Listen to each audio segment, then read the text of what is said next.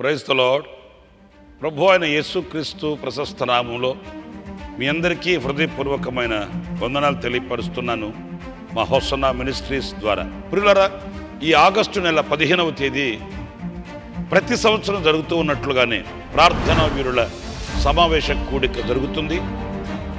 విజయవాడలో యనమల కుదురులో కట్టబడిన ఈ సువిశాల ప్రార్థనా మందిరం నందు ఆగస్టు 15వ తేదీ ఉదయం 9 గంటలకి ఈ ప్రార్థనా వీరుల సమావేశ కూడిక ప్రారంభమవుతుంది.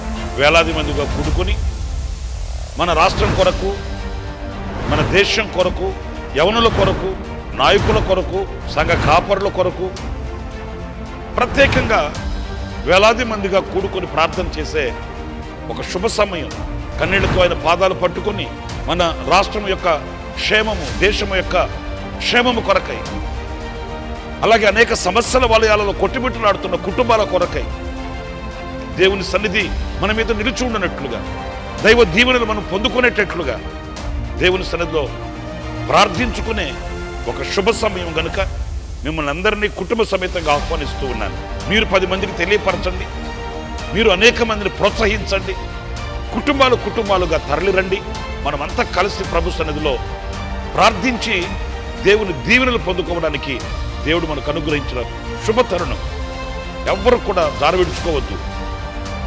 ప్రభు సన్నిధిలో ప్రార్థించి, ఆరాధించి, స్తుతించి దైవ సన్నిధిని అనుభవించడానికి సిద్ధపడాలని మనసారా కోరుకుంటున్నాను.